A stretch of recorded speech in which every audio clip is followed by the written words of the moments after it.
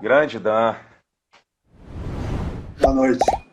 Boa noite, meu caro. Como é que tá a família? Tudo bem? Tudo bem, tudo tranquilo, felizmente. Maravilha, Muito maravilha. bom estar aqui, né? Agradeço aí o convite, agradeço aí pela companhia aí da galera aí que está prestigiando e, como sempre, tentar ter uma conversa bastante franca e simples, né? Isso. Como é do teu estilo mesmo, que eu sei. É. Dan, muito obrigado mesmo, mais uma vez, por você ter aceito de bate-pronto o convite. Nosso tempo é tão precioso, Dan. Então, essa tua disponibilidade realmente tem muito que agradecer, viu? O Dr. Dan, e eu quero saber o teu sobrenome assim, mas como se fala corretamente? Fala para mim aí, Dan. Hilderwasser. Tá aí. Dr. Dan, ele é fisioterapeuta graduado em 1979 pela Escola de Reabilitação do Rio de Janeiro, é co-coordenador do Serviço de Fisioterapia do Hospital Samaritano, é sócio-diretor da Clínica Physioscience e instrutor credenciado internacional dos cursos do Conceito Mulligan e de Neurodinâmica Clínica. Não é realmente um exagero o que eu disse anteriormente. Você, Dan, dispensa realmente apresentações, você é uma grande referência que todos os fisioterapeutas, no mínimo, os que trabalham na área de traumatortopedia e esportiva, na área musculoesquelética em geral, têm aqui no país. A gente sabe que é muito bem representado por você na nossa clínica. A gente sabe que você é um dos melhores no que faz, um dos mais experientes fisioterapeutas que a gente tem o privilégio de ter aqui no país, viu? Por isso, mais uma vez, obrigado pelo teu tempo, camarada. Muito obrigado. Eu é que agradeço de novo e eu acho assim, eu sou um sujeito esforçado. Eu sou um cara que continuo me esforçando, né? Depois de tanto tempo, que eu acho que é o único caminho. Então, se, sempre existe essa questão, né? De essa associação entre muito tempo de formado e, na verdade, boas práticas, né? Que eu discordo totalmente. Eu acho que você pode estar muito tempo fazendo coisas ruins. Então, eu não acho que a qualidade, né, profissional ela possa ter um peso tão forte apenas por tempo ou pela chamada experiência, né? A gente sabe que as três piores palavras da prática médica são na minha experiência. Isso é uma coisa que pode ser muito bonito, às vezes pode ajudar muito, mas a gente está num momento que eu acho que todo mundo, se ainda não entendeu, mas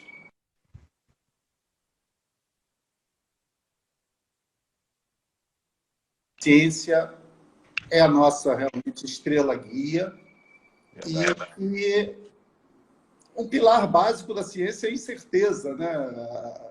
O problema é a gente ter essa exigência de que a ciência está aí para responder tudo. A ciência está para perguntar, né?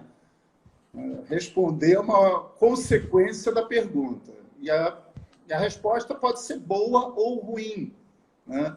Isso de acordo com, muitas vezes, com o grau de decepção, né, que as pessoas podem ter, mas a resposta sempre vai ser boa, né? Seja para agradar ou para desagradar, ela vai sempre ser boa. Então, eu acho que isso é uma coisa que há muito tempo eu compreendi e eu acho que é o que me faz permanecer bastante ativo e sentir realmente que os desafios nunca acabam. Então, isso acontece. Eu queria fazer um comentário, depois que você desfiou aí um monte de referências históricas, né, Aham. para terapia manual, eu tenho mais uma, porque esse todo mundo conhece, né?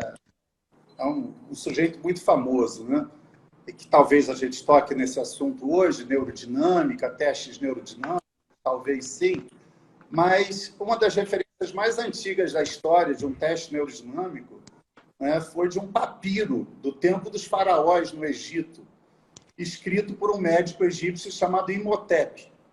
Imhotep era aquele Um médico que apareceu polímata. na Múmia, né? Isso.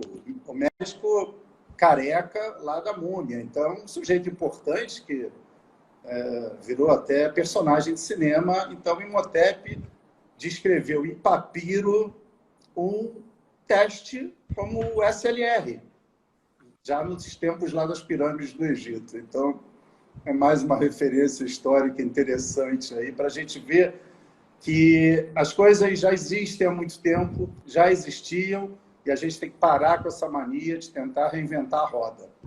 Tem muita gente tentando reinventar a roda e isso realmente não funciona nem em termos de ciência. A tentativa, inclusive, de ignorar artigos científicos de excelente qualidade só porque eles são mais antigos, isso é uma prática que não é boa em termos científicos.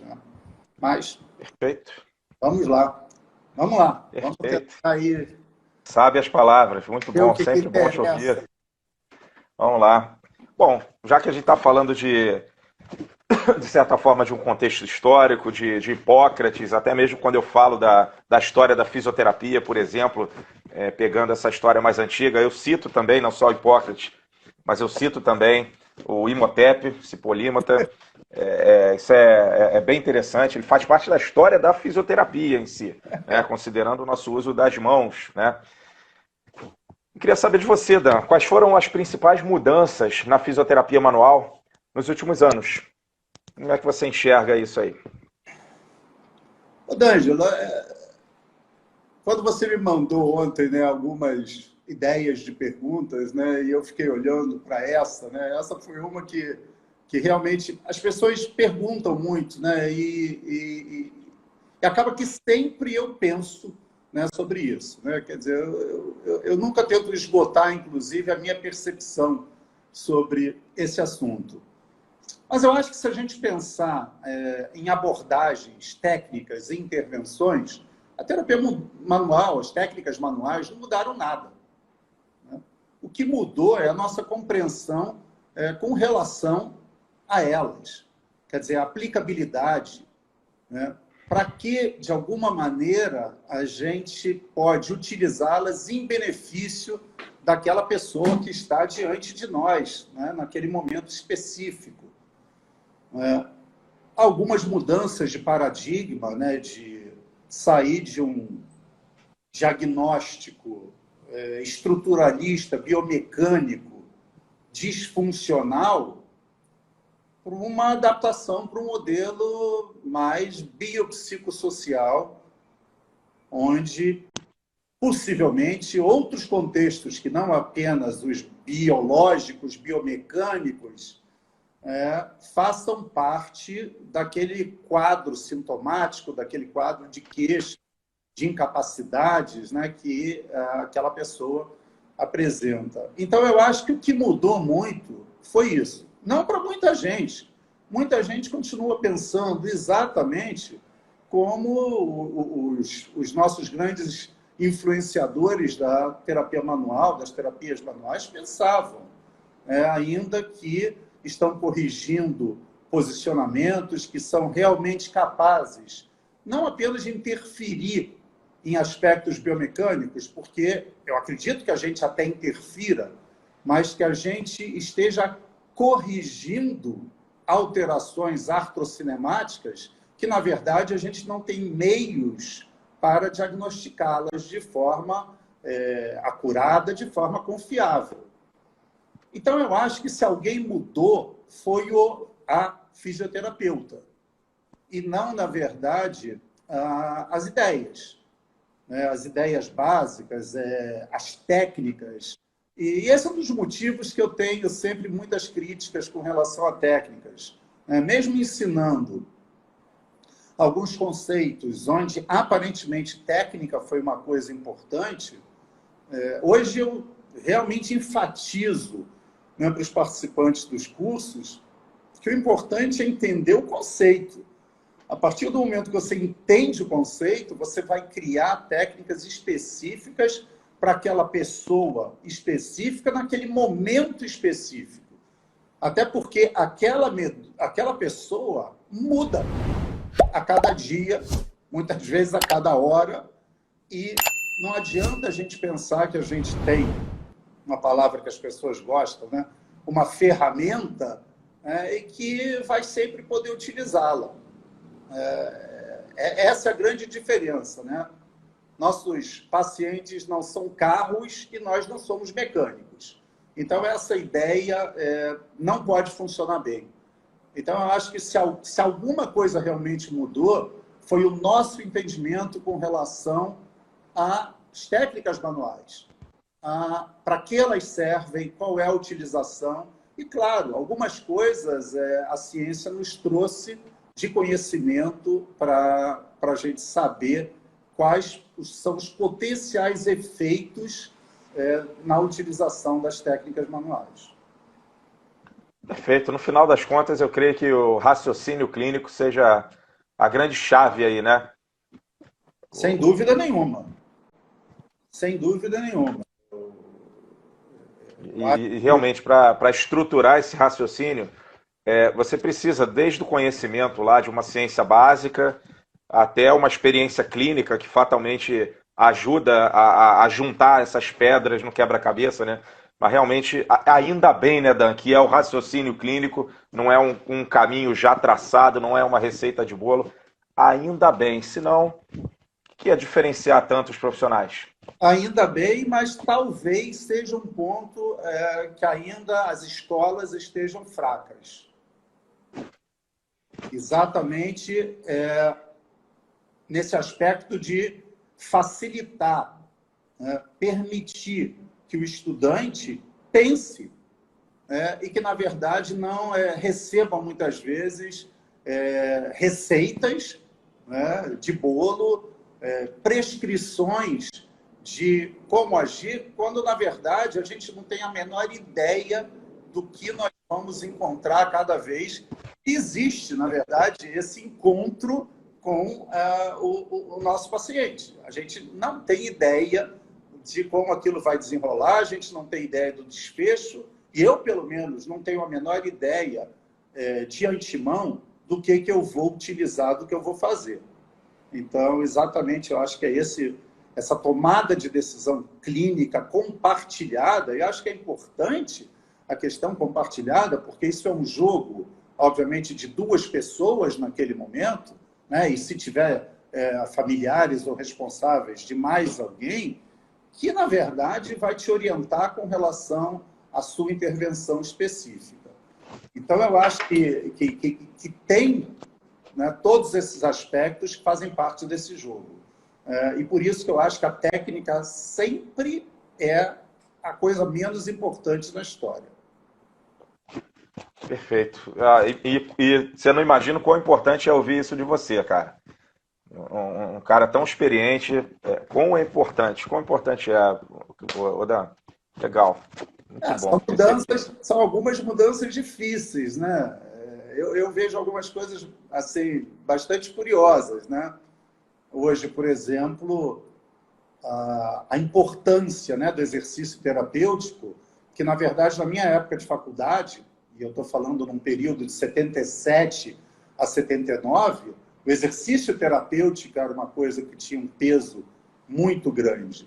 Depois ficou meio abandonado, por algumas décadas. E agora as coisas foram voltando graças à ciência. Porque, na verdade, só através de pesquisa, de investigação, a gente foi conhecendo, na verdade, os efeitos dessas diferentes abordagens terapêuticas que a gente tinha. E antes era tudo tremendamente intuitivo, baseado em experiências pessoais, sem desmerecer absolutamente relatos de casos, séries de casos, que continuam sendo a base para qualquer pesquisa de qualidade. Tudo que a gente tem hoje de vacina começou com o estudo de caso. Para chegar numa fase 4, você começou lá atrás. Então, é exatamente a mesma coisa. Eu acho que a gente veio passando, mas com grande desenvolvimento, eu acho, nessas últimas décadas, né? Legal. Dan, diz para mim, quais são os efeitos das técnicas de mobilização articular e os mecanismos fisiológicos atuais que explicam esses efeitos? Você mesmo chegou a comentar do posicionamento. Como é que está a ciência hoje em relação a isso? Se a gente for pensar em possíveis efeitos fisiológicos e neurofisiológicos, o único efeito é o hipoalgésico. Esse é o único efeito. Então, se a gente fosse tentar resumir de forma super resumida, direta, tremendamente pragmática, técnicas manuais têm a capacidade de produzir modulação de dor. Ponto. Acabou. Isso se deve principalmente aos estudos do Joel Bialowski, que publicou, na verdade, 2 artigos bem complicados de ler, leituras muito complicadas, e exatamente porque ele propõe um modelo, mas o efeito é hipoalgésico. Inibição descendente, não opioide, possivelmente por influências na substância cinza periaquidutal, possivelmente isso. Então, são, inclusive, o mecanismo, a gente não sabe exatamente.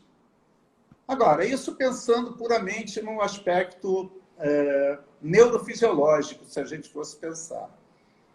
Eu diria que eu acho que existe uma grande importância em outros aspectos que são mais relacionados aos contextos psicossociais.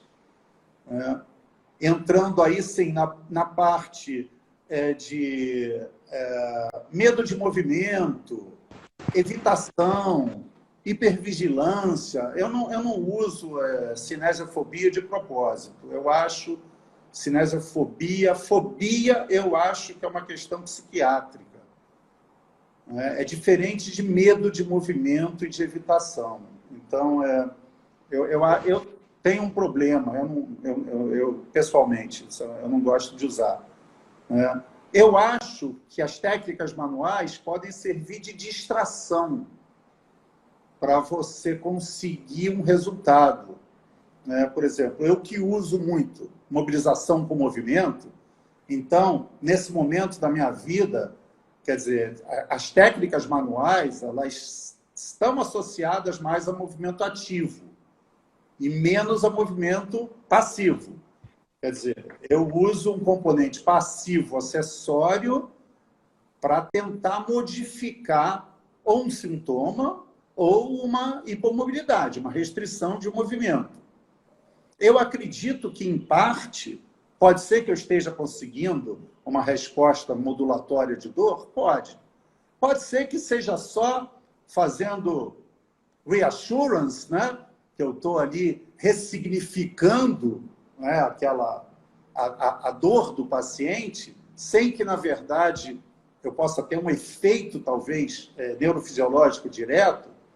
Pode ser que seja uma distração, eu colocar a mão naquele segmento, simplesmente distraia o paciente da preocupação e, de alguma maneira, as respostas de defesa dele mudem. Mas se a gente fosse pegar pelo aspecto puramente científico, o único efeito que a gente poderia dizer com respeito às técnicas manuais é o efeito modulatório de dor. Perfeito. Temos muito mecanismo ainda para estudar, para descobrir, né? Não tem dúvida. Toda hora muda. Não tem dúvida. Eu acho que isso não é uma porta fechada. Eu acho que certamente muitas coisas vão aparecer. A questão é que tem muita gente que não tem mais interesse em estudar mecanismos.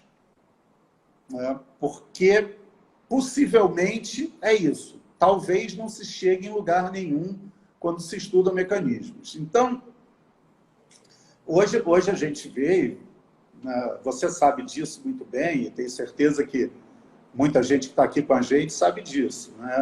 A tendência agora vai ser para os estudos pragmáticos. Na verdade, estudar o que nós clínicos fazemos com nossos pacientes. E nós usamos abordagens multimodais. Então, fica muito difícil você comparar com o estudo clínico randomizado, onde você vai comparar uma coisa com outra. Quando a gente não usa uma coisa, a gente usa várias coisas. É muito raro você ver um fisioterapeuta que está tratando de um problema no joelho e ele está usando uma única intervenção. É muito improvável. Monoterapias, né? A gente não vê isso. Então, é muito difícil, inclusive, eu acho difícil para os pesquisadores, eu acho difícil no aspecto de ciência, inclusive, fazer esses estudos dessa forma. Então, eu acho que agora vai mudar. Outro dia teve um vídeo até que o Rodrigo Vasconcelos postou, exatamente a pergunta era o que era melhor, fisioterapia, osteopatia ou quiropraxia? E ele fez uma comparação só com estudos pragmáticos e foi muito interessante, né? E é talvez a única forma da gente sair desse buraco de tentar, obviamente, fazer prática baseada em evidência, mas que a gente tenha um resultado que seja não minimamente melhor que placebo, praticamente igual ao placebo, mas alguma coisa substancialmente melhor que placebo. Perfeito, até para compensar o custo-benefício. Até nos artigos, muitas vezes, numa revisão sistemática, por exemplo, a gente avalia não só o risco de viés, mas a gente avalia também a certeza da evidência, que parte disso, parte da certeza da evidência, diz respeito justamente você pesar na balança. Você muitas vezes tem uma intervenção que tem um tamanho de efeito grande, e se eu de repente desse essa informação apenas para um jovem, ele ia ficar encantado, maravilha, é essa que eu vou usar. Eu diria assim, peraí um instantinho, tem que te falar uma coisa. Olha, ela traz esse efeito adverso. Ou é muito cara. Ele ia falar, opa, peraí, deixa eu repensar. Qual é a outra alternativa que eu tenho? Qual é a outra? Então, realmente, a gente pensar nesse custo-benefício, né, em diversos aspectos, de eventos adversos, financeiro, isso é fundamental, essa ponderação é fundamental. Inclusive, o que você destacou bem, Dan, de acordo com a preferência, necessidade, valor do paciente. Isso é um pilar fundamental dentro do PBE. Sem dúvida. E hoje, como você tocou num assunto importante, que hoje, né, tem muita gente que aborda, né, intervenções de alto valor e intervenções de baixo valor. Né? Quando você fala de abordagens baseadas em valor, valor de quem? Valor para quem? Valor para a entidade pagadora, que é governo, seguradora ou paciente privado, né? Ou valor para quem está recebendo. Quer dizer, é muito confuso, né? As pessoas estão abordando alguns aspectos onde, na verdade, com altíssimo risco de viés, né?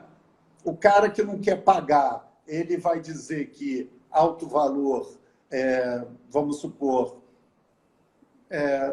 telefisioterapia, né? Ou uma sessão de exercício por 15 minutos, né? E alto valor vai ser você ficar meia hora com o paciente, usar técnicas manuais, ter um tipo de intervenção, ou mesmo pode até ser educação em dor. Você não vai fazer CFT por 10 minutos. Então, quer dizer, a gente está num mundo complicado, onde, na verdade, os aspectos econômicos eles têm um peso muito grande, né? E outro dia teve uma live bem interessante do Chad Cook com o Adam Meakins, né, um cara da Inglaterra. E no final a conclusão foi quase essa, né? O Chad Cook encostou meio o cara na parede, o cara falou assim, eu da Inglaterra eu atendo 15 minutos e estou com uma fila de espera de meses. Aí o Chad Cook falou, pois eu não tenho nenhum desses problemas. Então a gente está falando de coisas diferentes, a gente não pode criticar técnicas específicas baseadas nisso, porque são realidades diferentes. Então, isso a gente sabe que tem um peso, né? Então, a gente tem que tentar se ater realmente ao que existe de evidência de qualidade, e muitas vezes o que ainda não tem evidência. Né? Então, Sim, verdade. é uma situação complicada. Eu entendo que isso é uma situação complicada para os profissionais, né, que estão na frente, né, que atuam na parte clínica. Eu acredito que sim. É Sim, complicado. perfeito. O que o Humberto colocou aí é por aí, Humberto. É nesse sentido mesmo, o custo físico da técnica. Tudo isso tem que ser ponderado. É o contexto como um todo. É uma rede muito grande aí. É exatamente isso. É. Dan, Tudo isso. tem mais coisa aqui.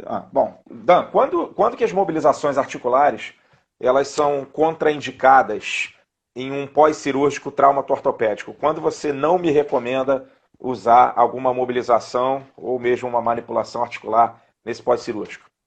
Primeiro, quando o movimento for contraindicado, né? Isso é uma coisa que é bem interessante. Né? Às vezes a gente pergunta assim, não, mas peraí, a pessoa está liberada para se mover? Se ela está liberada para se mover, em princípio não há contraindicação.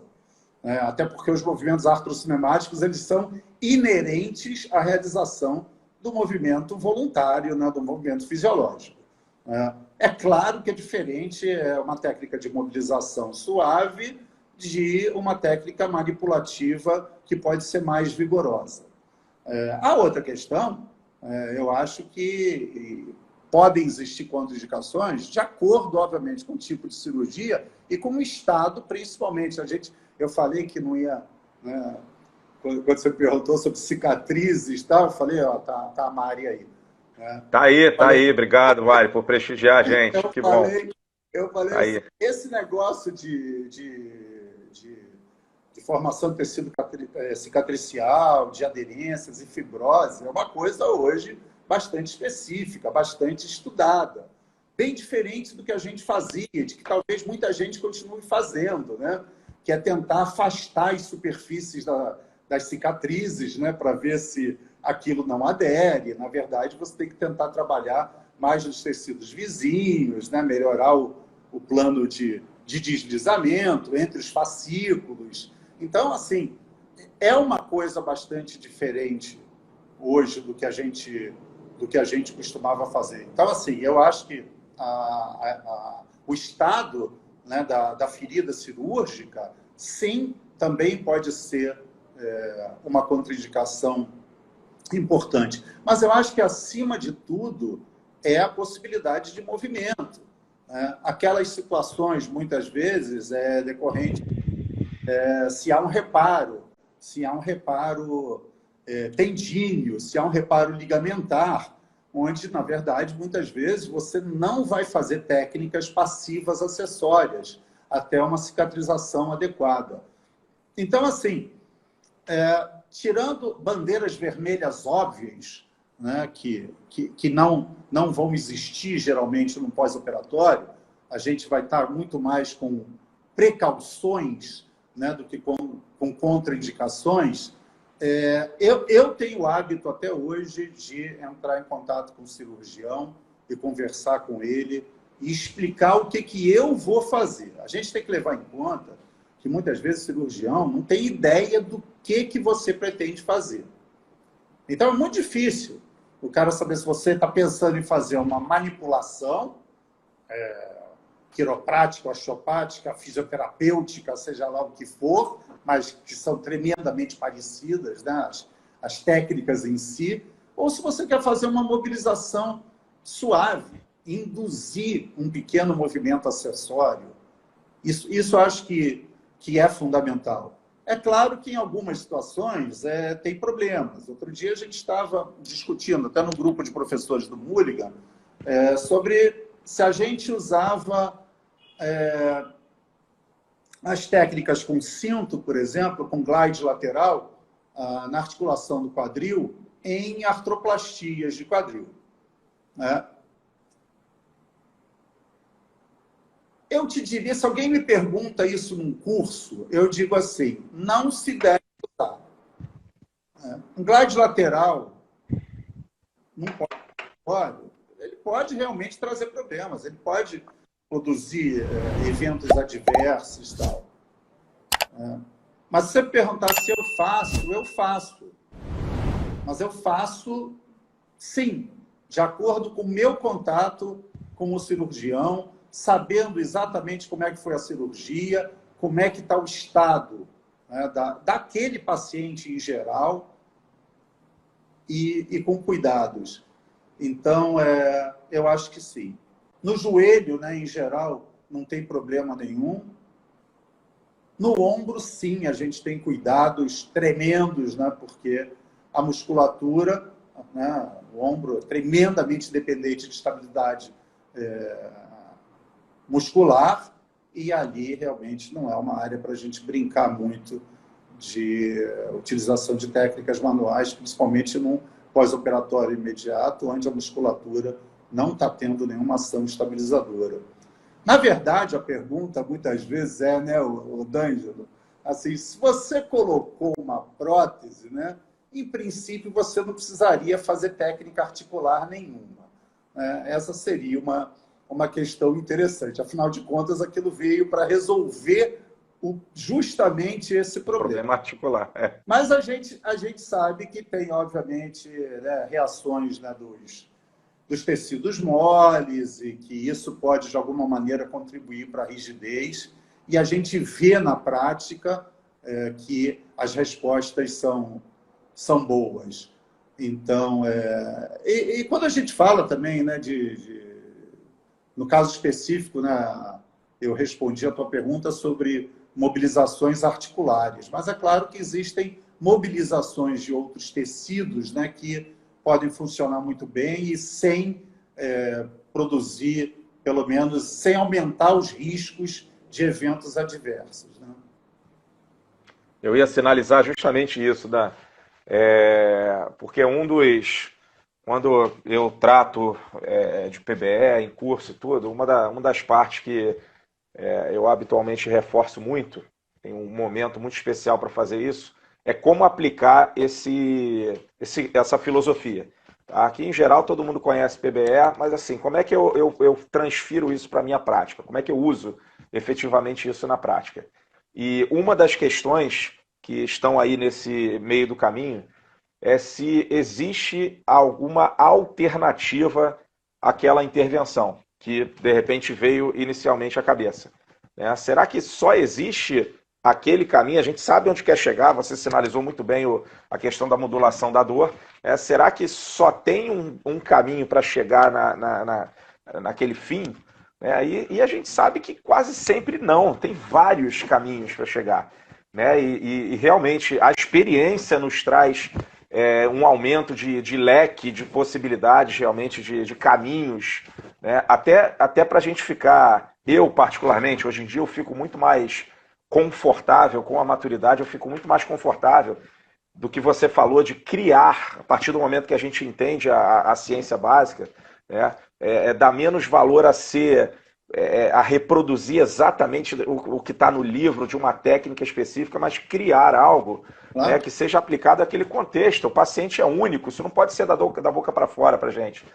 E a gente acaba criando um outro caminho, um outro meio, às vezes via outro tecido, realmente para atingir aquele objetivo. Né? Isso é muito correto, né? A gente pensar em alternativas. Perfeito, muito bem colocado. Eu acho que um dos problemas, sabe, Dani, a gente está no momento, né, com essa quantidade de cursos, essa quantidade, né, de ofertas, de ideias diferentes, e principalmente, né, que essas coisas têm que ter, de alguma maneira, nomes chamativos, né, que isso leva a uma confusão, principalmente quando você vai optar por alguma intervenção. Então, você tem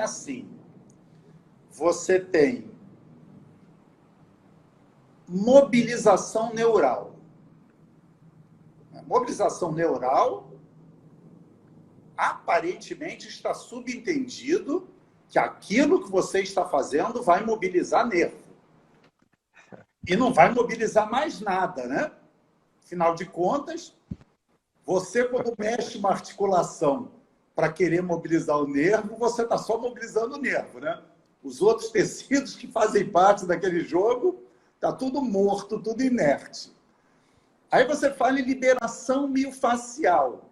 Pronto. Aí parece que você consegue, veja só, né, direcionar aqueles movimentos, aquela técnica apenas para aquele tecido específico.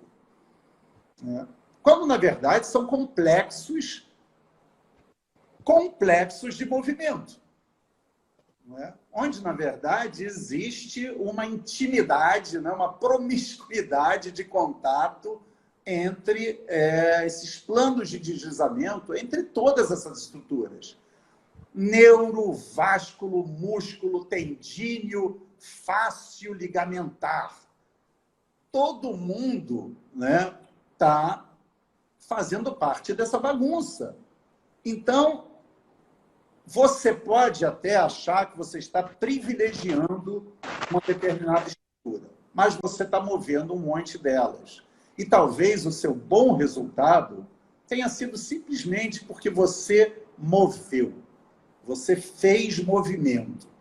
E movimento a gente sabe que é bom pra caramba para quase tudo, a não ser que haja uma contraindicação. Então, por exemplo, se eu estou no curso de neurodinâmica, eu falo, olha só, a gente acha que a gente está privilegiando o movimento neural com relação às outras estruturas, mas todo mundo está se movendo. E eu acho que isso, às vezes, assusta e inibe as pessoas, né, de tentarem, às vezes, simplesmente o movimento por acharem que elas precisam ser específicas. Eu acho que a gente tem um problema hoje de especificidade. Né? A gente não é específico como a gente pensa que é. A gente não é específico em nada. A gente não é específico em palpação. A gente não é específico em movimento. A gente mexe com um monte de estruturas. Apesar de você estar querendo privilegiar alguma. E, eventualmente, sim.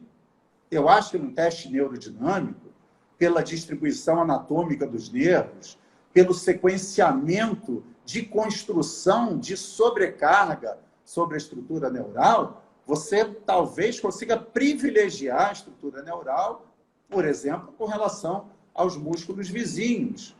Mas você não pode dizer que você está isolando. Então, eu acho que a gente tem um problema, né, com relação a isso. Perfeito. E isso acaba fazendo com que as pessoas elas achem que elas têm que cada vez fazer mais curso, mais um curso, mais um curso, porque elas não vão conseguir mexer todos os tecidos, porque, afinal de contas, tem que ter pelo menos um curso para mover cada tecido. Isso é meio louco.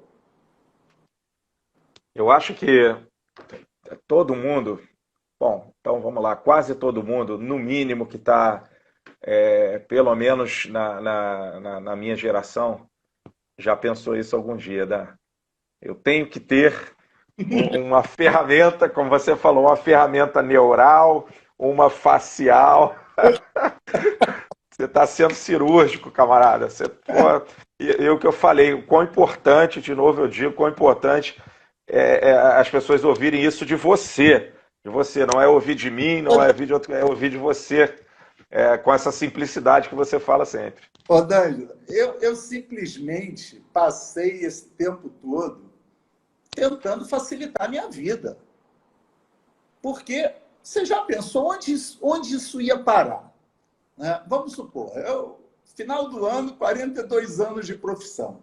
Onde eu ia parar, né, se eu achasse que eu precisava ter um método, um conceito específico para mover cada estrutura que a gente tem no corpo humano e tal, quando, na verdade, se a gente for pensar, né, a gente hoje, com essa falência dos testes ortopédicos, né, aquele livro do Chad Cook e do Eric Hedges, né, testaram mais de 800 testes ortopédicos, 4% servem, né, para o que se imaginava que eles se destinariam. Então, a gente não consegue hoje fazer essa associação, né, de forma efetiva entre sintoma e estrutura. Então, por que a gente tem que enlouquecer a tal ponto de achar que a gente precisa ser tão específico quando a gente não consegue fazer esse diagnóstico? Você não consegue fazer o diagnóstico de onde vem a dor. Muito raro conseguir, né? Essa é a resposta de $1 milhão. Se você não consegue, né, descobrir qual é a estrutura e você não tem testes eficazes para testá-las, a não ser que sejam testes provocativos, meu Deus do céu, onde é que a gente vai, né, nessa história? Você vai enlouquecer. Né? Foi quando eu comecei a achar que eu tinha que facilitar a minha vida. Peraí, eu não posso ter esse grau de exigência comigo, porque senão eu vou viver em conflito o tempo todo. Né? Caramba, E a gente trava. Temos gente da Costa Rica aí. Olha aí, que legal, tá vendo? Olá, Kenny. Um Que gosto. bom, obrigado. Obrigado pela presença. Legal, prestigiar a gente. Muito bom. Então, aproveitando então que a gente está falando, vai beliscar nesse assunto nosso, qual é a tua percepção em relação à regra do côncavo convexo? Você acha que isso deve ser levado em consideração na mobilização? Não deve? O que mudou? E aí? A recomendação é que se esqueça dela. Essa é a recomendação. E eu acho que, assim, eu acho que isso está dentro do contexto histórico. Eu acho que está dentro do contexto histórico. Sempre houve exceções para a regra, o que já era um problema, né? Sim. Mas hoje a gente sabe que isso não é importante. Isso não ajuda a resolver nada. Porque isso dentro do modelo, vamos supor lá do modelo nórdico, inclusive, onde você achava que você diagnosticava a disfunção. Diagnosticando a disfunção, você fazia alguma coisa para corrigi-la. A gente não tem meios de saber qual é a artrocinemática da disfunção. O único jeito de saber isso era se tivesse uma fibra óptica dentro da articulação, mostrando o que está acontecendo naquele momento. Quando eu elevo, faço a flexão do ombro, vamos ver se a cabeça do húmero realmente desliza para baixo. A gente não tem certeza se isso está acontecendo, e a gente não tem certeza se, no sintomático, a cabeça está subindo, a cabeça está indo para trás, a cabeça não está rodando. Então, quer dizer, essa abordagem, ela não se sustenta hoje de maneira nenhuma, nem para diagnóstico, nem para abordagem terapêutica. É mais uma complicação, eu acho que é mais um fator complicador para as pessoas. É mais uma dificuldade. Por outro lado, eu entendo como é difícil, né, para muita gente conviver com incerteza. Eu não sei o que acontece. A gente uma vez teve uma discussão sobre o termo tentativa e erro, que é o que a gente faz. Falo muito isso. Sejamos honestos. Só tem gente que não gosta de ouvir isso, mas, ao meu ver, também é muito verdade, viu? E não, o único consenso que a gente chegou, e isso foi graças à brilhante intervenção do Adriano Pesolato, ele falou assim, olha, tentativa e erro, eu acho que é muito pessimista. Você está partindo do princípio que você vai fracassar. E acabou que a gente chegou à conclusão que o termo adequado era tentativa e resposta. E eu acho perfeito. Tentativa e resposta. Resposta boa, resposta ruim. Resposta positiva, resposta negativa. Maravilha. Mas não tem uma carga de pessimismo, Então, eu acho tão fácil conviver com isso. Eu acho muito fácil conviver com isso. Mas eu acho que Mas é a maturidade, foi Dan. uma É a educação. maturidade que traz essa facilidade, tá? Foi uma educação. Não, mas a minha vida ficou mais fácil, cara. Pois é, as pessoas falando aqui, as incertezas, os conflitos. Sabe? Antes o quê? Você tinha certeza de alguma coisa quando você tomava essas decisões? Você achava que tinha certeza. Você não tinha certeza nenhuma. Agora você tem certeza que não tem certeza. É. Não, e é dizer assim, ó, bem-vindo à ciência da saúde. Porque a Isso é gente ciência? estuda, É ciência.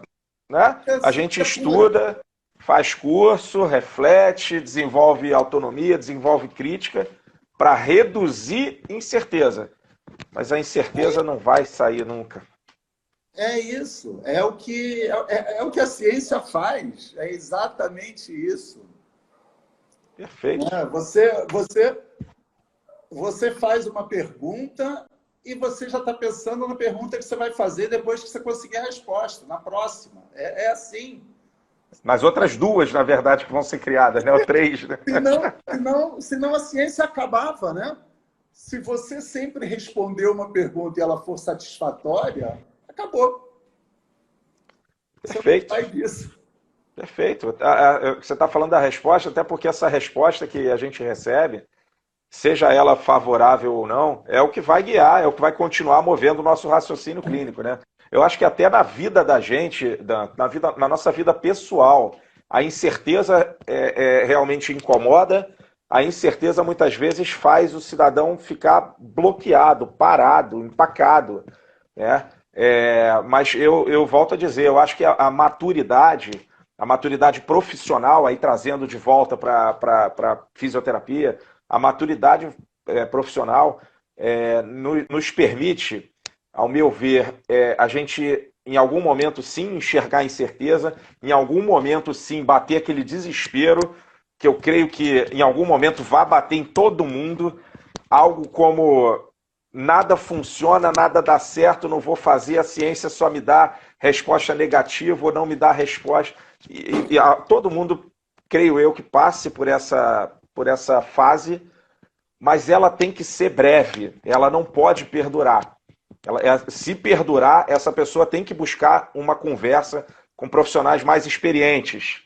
Você, por exemplo, elas têm que ouvir essa live aqui, tem que buscar para poder desbloquear, para poder seguir em frente. Essa incerteza não pode fazer com que a gente trave. Uma das Ela, coisas que eu acho. ela é parte, né, do nosso processo.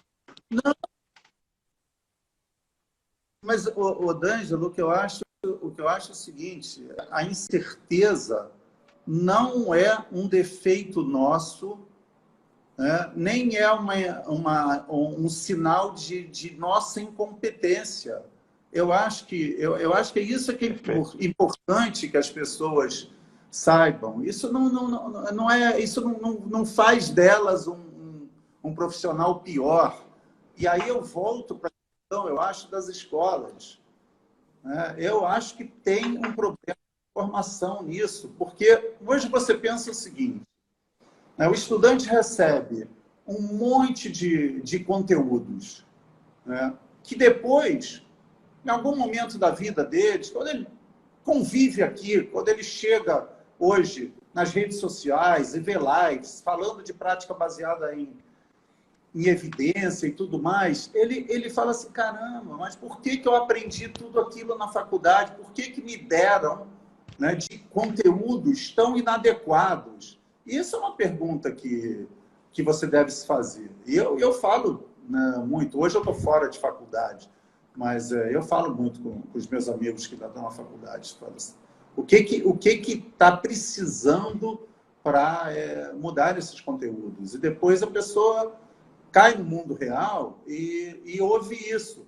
Isso que você faz, isso não serve, isso não funciona. E ainda tem esse tipo de abordagem que eu acho que não tem que ter. Eu acho que você não pode usar a ciência para isso. A ciência não é para isso. Na verdade, a ciência não deve se importar com isso.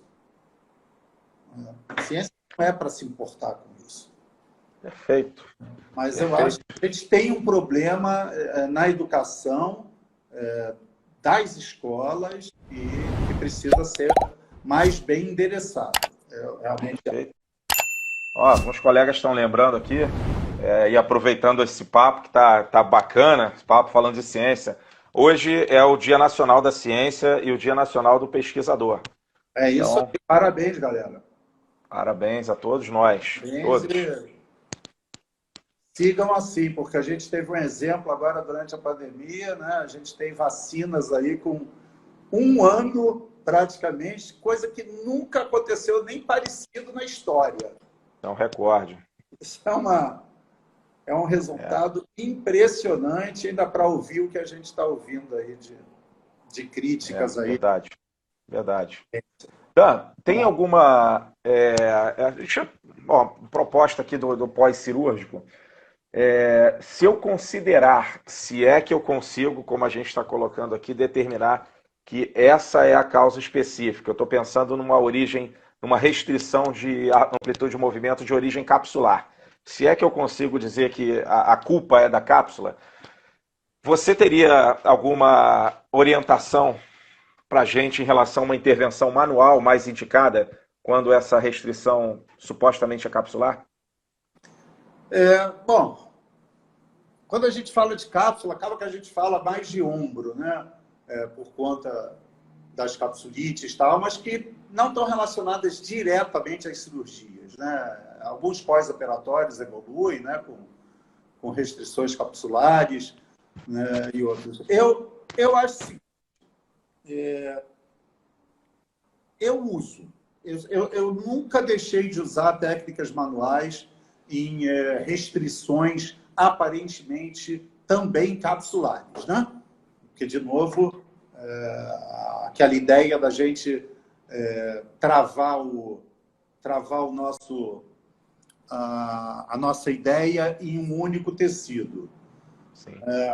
Então, eu acho que o movimento favorece. O movimento favorece por conta dos efeitos do movimento, de melhorar o metabolismo, de alguma maneira melhorar a elasticidade de outros tecidos. Às vezes eu não estou nem pensando na cápsula, né? Mas principalmente para impedir aqueles processos relacionados à imobilidade.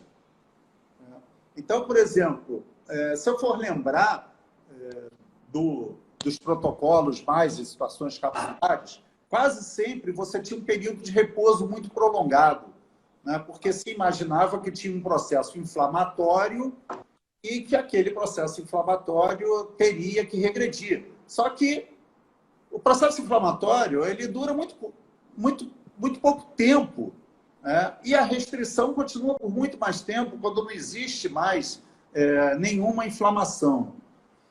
Eu acho que o único cuidado que a gente tem que ter com esses pacientes que apresentam restrições capsulares é realmente procurar trabalhar sem dor. Eu acho que são pacientes tremendamente suscetíveis à complicação quando eles sentem dor. É muita ameaça, eu acho que é muito difícil a pessoa entender que, meio que subitamente, ela vai ter uma restrição de movimento que impede a realização de tarefas, leva à incapacidade, e que aquilo pode demorar um bom tempo.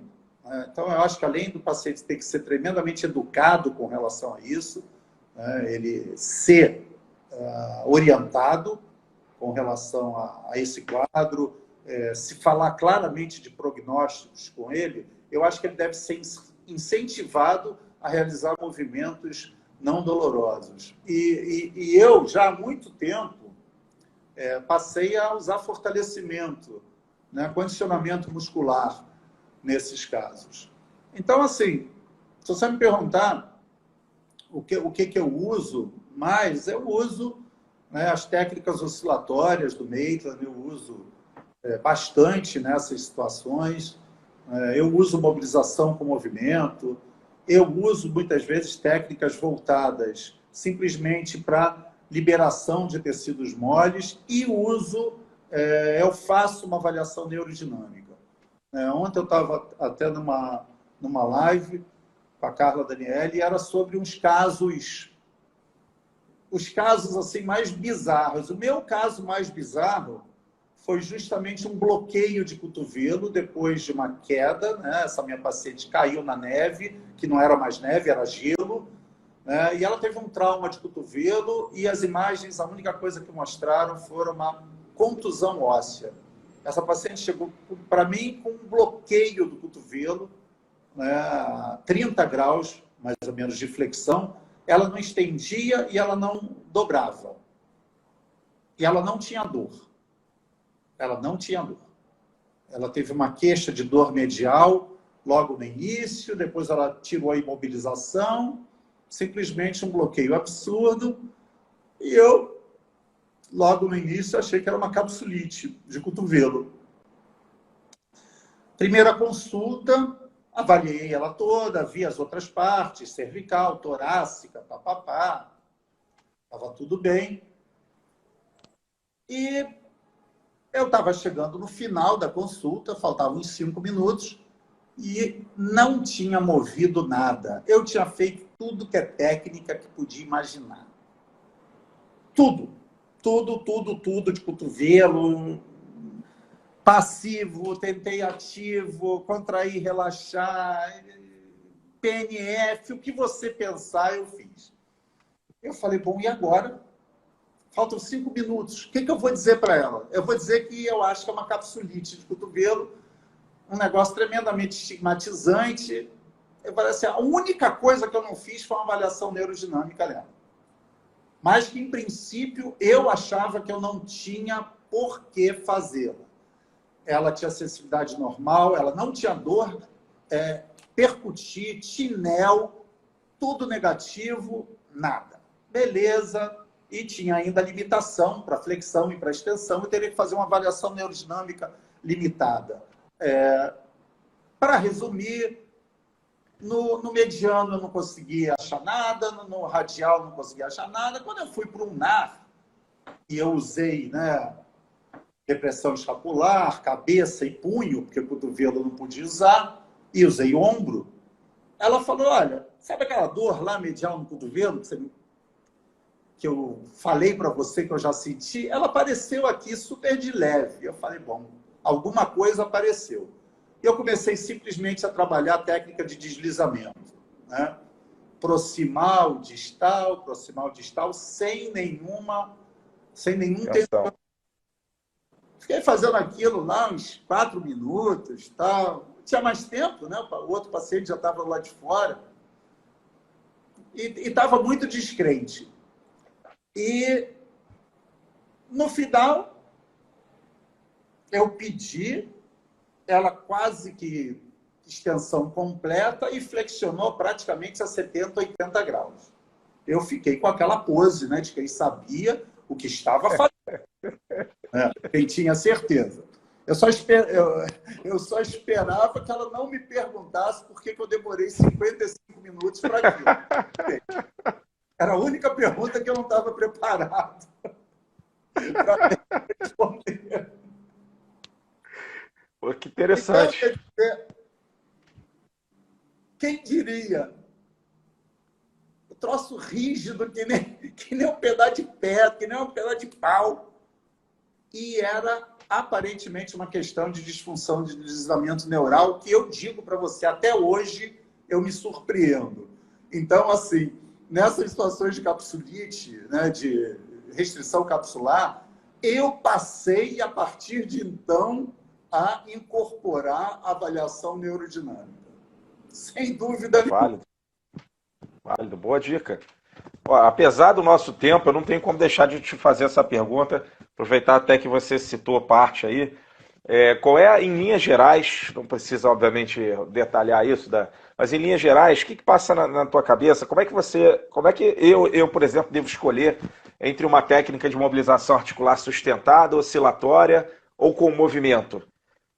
O que passa na tua cabeça para, pelo menos assim, a primeira que eu vou fazer é essa? Qual é o teu raciocínio em relação a isso? Não havendo nenhuma contraindicação,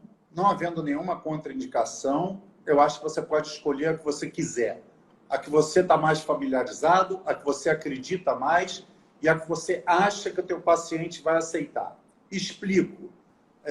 Muitas vezes eu quero, com um certo viés, né, mas um viés não puramente cognitivo, não só de preferência, mas por achar que realmente o movimento ativo ele é uma coisa importante hoje em dia, eu acho. Se eu puder começar um movimento ativo precocemente. Mas se o meu paciente é daquele que está com medo de movimento, evitação, eu vou procurar fazer o que pode ser cômodo, confortável, agradável para ele. Porque eu preciso começar a construir um relacionamento com ele.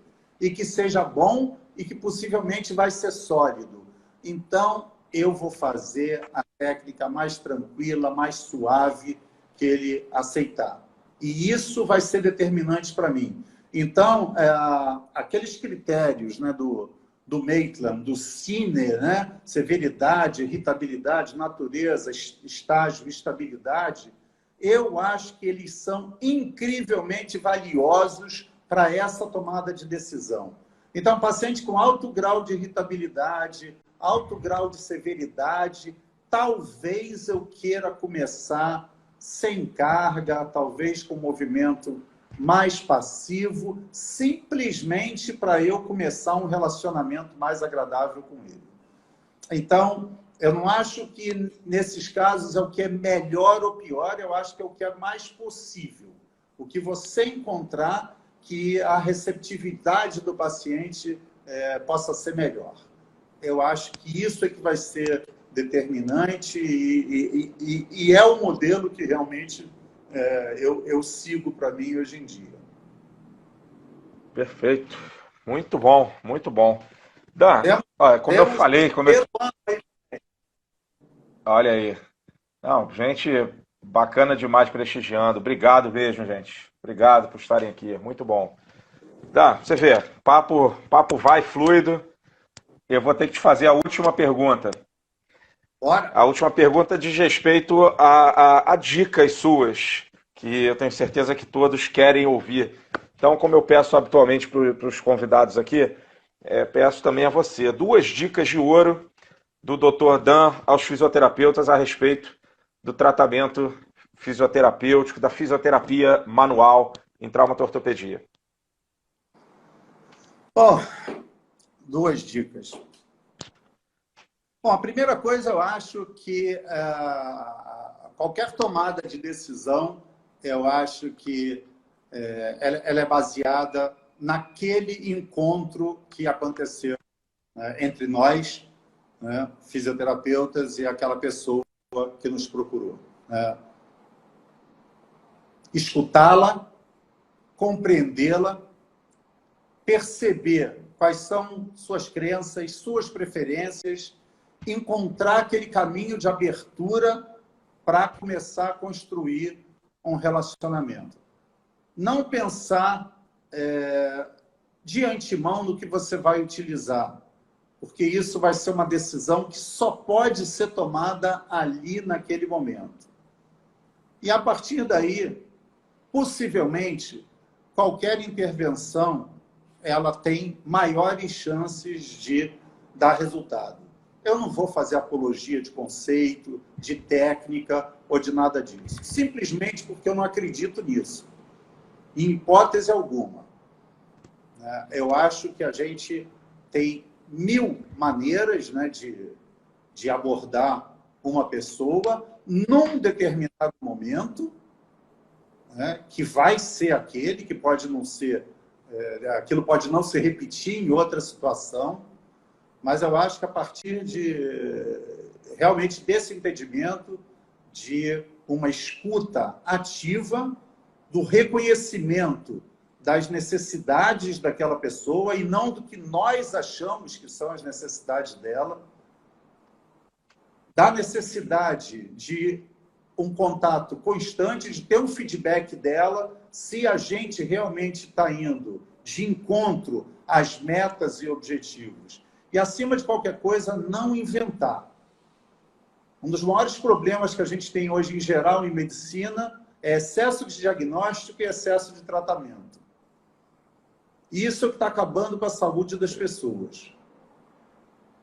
Então, a gente não tem que atravessar essa linha. A gente não tem que atravessar essa fronteira. E uma boa triagem vai levar a um bom estabelecimento de prognóstico. Estabelecimento de prognóstico geralmente nos leva para o conhecimento da história natural. História natural, muitas vezes, é tudo que o paciente precisa. Ele vai se curar através de história natural, muitas vezes, sem as nossas intervenções. A gente, na verdade, eu acho que tem um papel de procurar não atrapalhar. E eu acho que, muitas vezes, a gente atrapalha e muito. Então, eu acho que essas seriam as minhas dicas. Eu sou um tremendo partidário do menos é mais hoje em dia. Assim. Eu tenho absoluta certeza disso. Então, eu acho que esse é um ótimo começo. E, infelizmente, se alguém tinha alguma expectativa que eu fosse falar de técnicas, eu já disse. Técnicas realmente não são uma coisa que eu realmente tenho... Não admiração, não é isso. Mas eu não coloco um peso importante nas técnicas. Eu acho que nós somos muito mais importantes do que a técnica. Então, eu acho que a gente tem que investir em nós, no nosso relacionamento, né, com aquela pessoa que está diante de nós, e isso já é meio caminho andado. Maravilha. Eu vou ainda te dar a palavra final, Dan. Mas, mais uma vez, te agradecer. Eu diria que todo mundo tem que assistir essa live. Todo mundo merece te ouvir, tá? Você é inspirador, cara. Você é inspirador. Você mostra, Dan, como a gente pode trabalhar com excelência, como nós podemos ser respeitados e ter sucesso sendo simples, não sendo difícil, não sendo de difícil acesso, sendo respeitoso, sendo educado. Você é um tremendo exemplo que a gente tem. Eu tenho certeza que não é só para mim. Eu estou falando a gente porque eu tenho certeza que é pela fisioterapia. Tá? Você tem a minha admiração, você tem o meu respeito. Tenho o privilégio de poder trocar contigo, compartilhar. Isso realmente eu me sinto privilegiado, cara. A fisioterapia é privilegiada de ter você. Obrigado pela inspiração que você proporciona, cara, de coração. Não é da boca para fora. É inspirador. É inspirador. Tá? Obrigado. Palavra final aí tua, recado.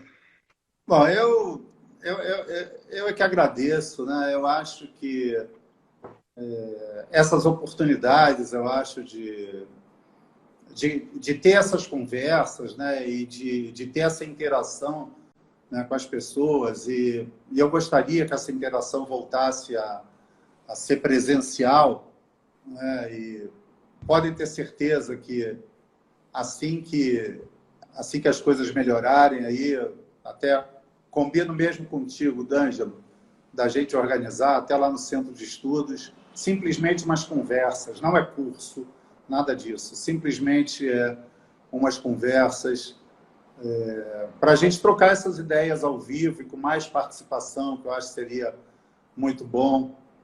Beijo, Larinha! E eu é que agradeço, eu acho que eu sou realmente um cara que está recebendo muita gentileza, né? Então, eu fico muito feliz por isso. E ter esses espaços, né, para a gente conversar, porque eu vejo isso exatamente nas conversas, eu fico vendo, né, o que as pessoas estão escrevendo, e isso me estimula muito. Eu acho que um dos motivos de seguir em frente, e outro dia até conversando também numa live, a gente se definiu como eternos aprendizes, né, que é o que nós somos, né? E eu acho que isso depende muito desses contatos, né? Então, D'Angelo, minha admiração por você é enorme. Você sabe que nós temos negócios pendentes. Temos. Mas vamos tá consolidar, tudo se bem. Deus quiser. Vamos consolidar, se Deus quiser. Vamos juntos, cara. Essa parceria é forte. A gente vai conversar e E mais uma vez, agradeço muito pela companhia. Vocês me fazem muito bem, realmente. Agradeço muito. Muito obrigado, camarada. Essa live vai ficar gravada, então quem quiser assistir vai estar lá no feed. Obrigado a todos pela presença. Dan, obrigado. Saúde para você, saúde para a família, viu? Fica com Deus, meu camarada. Até o próximo bate-papo. Todas e todos aí, muito obrigado aí pela companhia. Beijo em todos. Maravilha. Todos. Fica com Deus. Grande abraço. Obrigado a todos. Também, valeu.